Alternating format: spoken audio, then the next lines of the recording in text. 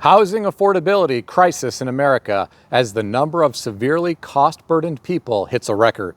Hi, it's Edward, back with another video. Please take a moment to click the thumbs up button below and consider subscribing to the channel. Please also share this video with your friends. Thank you for your support. Today, I read several financial news articles. I've included links to the articles in the description below. I encourage you to read the articles to support the authors and news sources. As a private American citizen, I'd like to report and share my transformative thoughts through commentary regarding small sections of these articles that are of public interest. Today, I read an article on foxbusiness.com written by Breck Dumas titled, "Housing Costs Now Unaffordable for Record Number of Renters in U.S." The author of this article referenced a study conducted by Harvard's Joint Center of Housing Studies, which was released Thursday. This study revealed that the number of American renters considered cost-burdened by their monthly housing payment in the latest count from 2022 hit an all-time high of 22.4 million, amounting to half of the tenants in the U.S. Now you might be wondering, what defines someone as being cost-burdened? Well, the author indicates anyone who spends more than 30% of their income on rent and utilities is determined to be cost-burdened. Well, brace yourself, my friends, because there is something worse than being cost-burdened. This is defined as being severely burdened. This study revealed that 12.1 million people were shelling out more than 50% of their income on housing costs, which is another record high number. Well, my heart goes out to all of these Americans who are struggling to afford housing. Imagine the stress that this must cause for some people. Imagine the strain in relationships that this must cause for some couples who are stressed to the max because they are worried about how they are going to pay for their housing. If people are burdened or severely burdened, they may not have much extra cash left over each month that they can contribute to a retirement plan. This is truly tragic. Some people are not in a position to save for the future because they are struggling just to keep a roof over their head today. I am not surprised by the results of this Harvard study. Life has gotten incredibly expensive here in America in recent years. All of the trillions of dollars printed in the past several years no doubt contributed to what is happening right now. Before you villainize landlords as being greedy, consider the fact that their property insurance rates have likely increased in recent years. The cost for materials and maintenance staff or third-party contractors has gone up. The cost of property taxes has gone up. Advertising has gotten more expensive, and the cost of office supplies has gone up. These are just some examples. Landlords have to pass the increased costs of doing business onto their tenants. Unfortunately, this has resulted in some people not being able to afford their monthly rent anymore. My heart goes out to the older people who have been settled in an apartment for years and are living on a fixed income. Some may not be able to afford the rent increases, and they may not be able to physically move all of their personal property to a new location. I truly worry about people who are in a situation like this. An elderly person could damage his or her back when trying to move. An elderly person could easily trip when trying to carry furniture downstairs. I have no doubt somewhere in America there are people on a fixed income right now who are truly worried about what they are going to do. If you know anyone like this, please go out of your way to help however you can. Getting back to the article, the author indicates the study noted that the price of rent in the U.S. has outpaced income gains for decades, but the share of cost-burdened renters grew across all income brackets in 2022. The findings showed the median amount of residual income renters had left over after paying their monthly housing costs plummeted to an all-time low of $310. Well, my friends, I am surprised that some people even have $310 left over each month after paying their housing costs. If your budget is so tight that you only have $310 left over each month after paying for your housing costs, you may be in a lot of financial trouble. What do you do in a situation like this? I suppose you could look for a second job to bring in more income. I suppose you could look for a cheaper place to live, but good luck. That's not an easy thing to do in some markets. There are also a lot of scammers out there preying on people looking for rentals. If a rental looks too good to be true, it probably is a scam. There are scamsters that rent properties that they don't even own to people, just so they can collect a security deposit and first month's rent, and in some cases, the last month's rent. There are scams out there where people advertise a too-good-to-be-true apartment for rent and then tell interested parties that they must make a small payment online for a background screening before they are allowed to tour the home. Please don't get scammed by some of these criminals.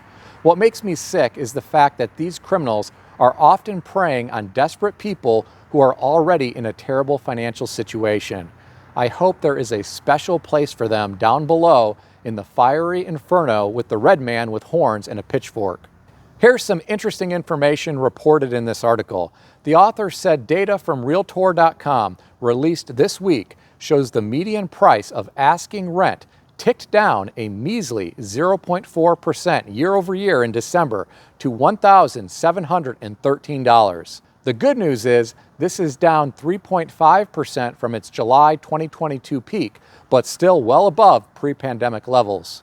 I want you to wrap your mind around this for a moment. $1,713 per month probably doesn't include utilities, and in some cases, it may not include parking either. Someone could easily be at $2,000 per month once you throw all of that in, and I'm probably being very conservative here. Someone better be earning a decent hourly wage to be able to afford the median price of asking rent. Many landlords use the 3 times rule. They want your monthly income before taxes and other deductions to be at 3 times the monthly rent. So $1,713 times 3 is $5,139. If we multiply that amount by 12 months in the year, that is a salary of $61,668. That's what may be required by some landlords to rent an apartment being advertised for $1,713 per month. I read that $4,873 per month is the maximum Social Security benefit in the year 2024, and that is for someone who waited until age 70 to claim this benefit. Someone earning the maximum Social Security benefit with no other retirement income wouldn't qualify for a $1,713 per month apartment if the landlord is using the 3 times rule.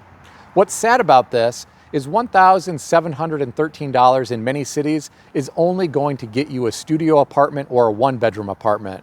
What are some retired people who are living only on Social Security going to do in some areas of the country? Now, I'm sure some of you in the comment section below are going to tell me about some $600 per month apartment in your small town with 1 stoplight, or some $600 per month apartment in a less than desirable area of some large city. I know there are rentals out there like that. My question to you is, have you been inside one of these? Does it smell like a wet dog? Does it smell like cigarette smoke? Is the carpet so stained that it crunches when you walk on it? Do you have to hire Jack Reacher to protect your car in the parking lot while you sleep? I worry that housing affordability could become an even bigger problem moving forward in our great country. What do you think? Share your thoughts in the comment section below. It's not just rent that has become unaffordable in America.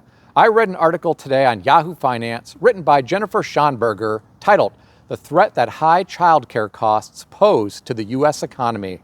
According to the author, over the past decade, the cost of daycare has risen roughly 36%, outpacing the rise in inflation during that time, according to data from the Bureau of Labor Statistics.